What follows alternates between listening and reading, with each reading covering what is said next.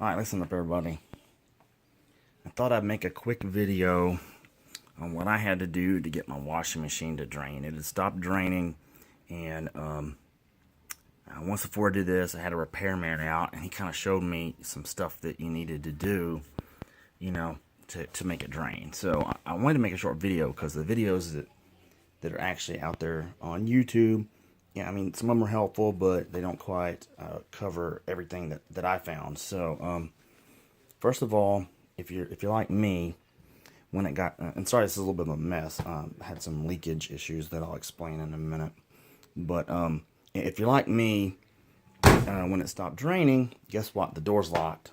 I couldn't get the stuff out. A little bit of a problem, especially because of the fact that there was a lot of water in there, and I knew I needed to get the water out. What you can do with that is, if you just unplug it, and then plug it back in. Wait about 10 seconds, plug it back in. After you do that, turn the power on, okay? Turn the power on, start a cycle. When you start a cycle, as soon as it starts, give it like a second, hit the pause button right here. When you hit the pause button, it'll unlock the door, okay? Or it should, all right? Once the door's unlocked, take everything out that's in there, okay? If there's a lot of water, the best thing to do, is get some towels, like you can see down here that I use. Get some towels, put them in there, soak up as much of the water as you can. You want to get a lot of that water out, as much of it as you can. All right, because the reason being, if you don't, whatever's in there has got to drain out when you move on down here to clean the filter. So once you've done that, go ahead and close it. And then now down here, I'm gonna pull this out a little bit. It's still real wet. I'm gonna run this through a cycle in a minute. I didn't put the screws back in when I did my test cycle, because I didn't want to have to do that if I still needed to fix something. Okay, so let me show you a couple things. This is held in by 3 screws. There's one here, here, and here. Okay, I don't know the size, but it's a pretty small socket. So just get a little socket, like a screwdriver socket, driving thingamajigger. I'm not a repair guy, but I figured this out because I don't want to have to pay for it. It adds up $150 to come out and just basically clean your washing machine out for you. This right here is like a little kill switch. All right. So after you do this, you can't run the rest of the cycle to make sure it's working with this door off. This door right here, it's actually got to go back on. All right, because it won't hold that switch in right there. Okay. So you want to do this with it unplugged, of course. All right. Just for safety reasons. What you're gonna do is this right here unscrews. Now it's a real tight fit. I'm not gonna unscrew it right now. Let me try one more time. It's kind of hard to do without 2 hands. It's real tight because it's got a good seal in there. It turned a little bit. It's real tight. There we go. Okay, now right here is a little catch. Okay, if it's the first couple times you've taken it off, this little lip is going to catch on this, and you just got to kind of push this back with the screwdriver and twist it past it. As you can see, I still had some water in there. There's pretty much always going to be water in it. Wow, it's a lot more than I thought, right? And I actually finished the cycle, so you can imagine how much is in there if you don't finish the cycle, right? So it's draining, but I'm not too worried about it right now.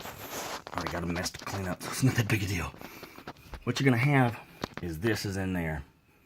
This is the little drain catch, Now you can see mine's got some rust and stuff like that in it.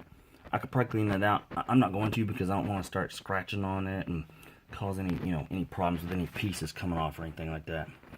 So I'm just gonna let it be. But this is where your stuff's gonna get caught. Probably run into big stuff, not gonna make its way down in here. Like a pen, probably not gonna make it. What we had down in here is some coins. You can see that from the rust.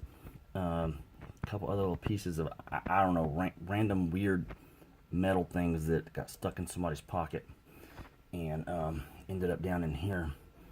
Also a band-aid somebody took off. Looked like one of us had on a muscle patch, and it got stuck to the clothing, and then of course came off in the washing machine, and made its way down here, and this was clogged. I think what really did it in, somehow a plastic spoon got put in there. I'm sure it was in somebody's pocket.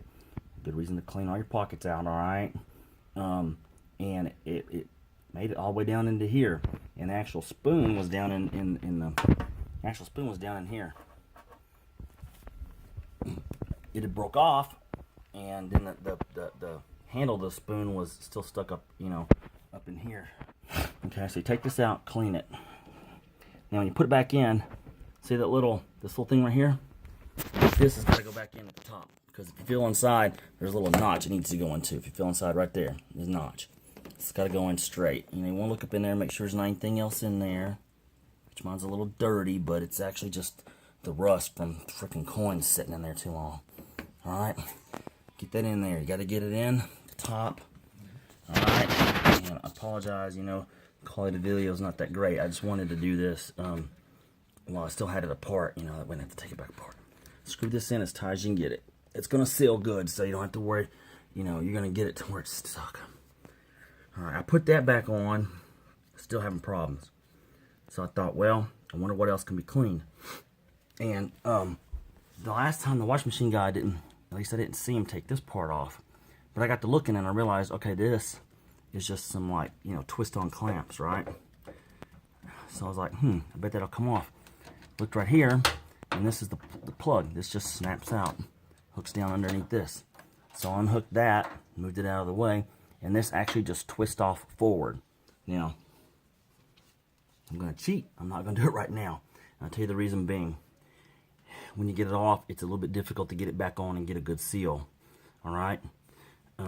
It comes off, and it's just twist forward. Not even very much. Twist basically from here to here. Is about as far as it has to twist to come off. You know, that's not very much at all. When it comes off, there's a big black ring in there. Rubber ring. It's a seal, right? And then there's also the little propellers for the motor.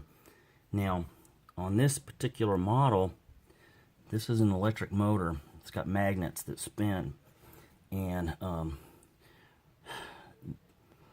the propeller slides down inside, and it's just got a magnet on the end, on like the shaft. So you want to pull that out. I pulled this off, and I got to looking, and there's like this sludge, and I still have some of it somewhere. I mean, it looked like this. Look like this. Alright. I took it out, and then I got to worrying, like, oh, I wonder if it's silicone or something. But as it's drying, right here, you can see on this towel, that's not silica. It's just built up lint. And what's funny is, like, if you look real close, you can see some glitter in there from, you know, various projects I guess my kids have done. My daughter. So anyway, you pull that shaft out. It's kind of stuck. It's just a magnetic. Pull it out. Clean out any garbage that's in this right in here. It's like a little empty container. If you have to rinse it out, just be careful and don't get any water up in this section up here. This is where the motor's at, right? The electric motor. Don't get anything up there. You don't want to get that wet. I mean, I don't know. As long as it dries, it's probably fine. I mean, this is a washing machine. I'm sure there's some level of, you know, built in, you know, if it gets wet, it's not going to kill it kind of thing. But, you know, just do the best you can. When you go to put it back on, you're going to put it back on the same way you took it off, except in reverse, of course. What you want to do is line this up, and there's some lips right here. It's a little bit difficult to see. Right there, if you see that little white plastic on the inside of that lip. And if you look on this side, right here, you can see that when it's on, it twists and this hole's filled, and you should see it. Alright? So you put that rubber seal back on just the way you took it off. Take a picture if you have to, whatever. I mean, it really only fits one way. Make sure you wipe that thing off and clean it, because if there's any, when you're taking this junk out, if you get any of this junk around that seal, it won't seal and you're going to have a leak. When you go to put this back on, it's real important. Take a look before you put it on. See this plastic tooth? There's one there, and there's one up here, and there's two on the back side, back here. There's 4 of them in total. They have to go under the edge of the appropriate little twist thing, right? So you got to get that on right. If you don't, it's going to leak. because it's got to catch all 4 of those all the way around. And I'll tell you right now, it's the reason I'm not taking it off to show you is it's a little tricky to get it back on. You got to get some good even pressure, and then it's going to feel like it doesn't want to turn. But once you get the pressure just right, it'll turn and it'll go back on. All right. Once it's back on, you hook this back in. It only goes one way, so you can't really get it wrong. It only goes one way. It's got a little slot on it, so you can't get that in wrong, so don't worry about that. Get it back in there. It just pushes in, not a big deal. Put that lid back down on it. Lid, whatever you want to call it. I hooked this back up to it because it's the way I found it, right? Now what I did to run a cycle, make sure it's not leaking, you know, I put this back in here. A little bit dirty. I gotta actually clean this now. But these just go up. There's little holes on each side. Slide that back up in there, just like so.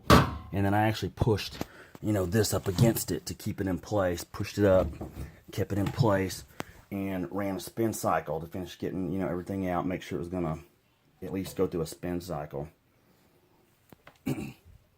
After you run a spin cycle, go ahead and run, you know, like, I'm going to say a rinse, you know, like a rinse only cycle, because you don't want it, you know, getting in the middle of a big long cycle and then it not working and you need to, you know, take things apart and stuff like that. Like I said, you know, put stuff in there, get as much water as you can out. It's going to prevent, you know, this big old mess that I got, all right? Hopefully you don't have bleach in there, which is what I have, so now like all these towels are going to be all spotted. It is what it is.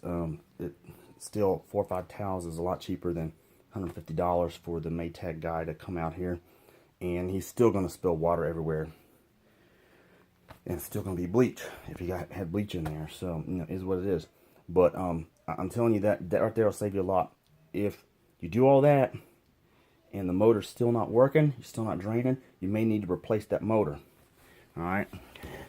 And I didn't have to replace mine, but I may end up having to in the future because it's done this a couple times. So it may be getting a little, you know, stress on it. But this part right here and this part come as the replacement. What I would do, this is just a plastic piece on the side. There's not anything to it. I mean, there's no reason to really replace it. I don't think, unless you have to. I would replace this piece. This right here is a single piece. Comes off, plugs in. It's a heck of a lot easier than taking this off. And back in here is hoses and stuff. I'm making a video. Back in here is hoses and stuff you got to take off. So you could leave this on, just replace the motor and see if that fixes it. Because like I said, this piece right here, there's nothing to it. It's just a plastic tube, basically, with the screen catcher in it.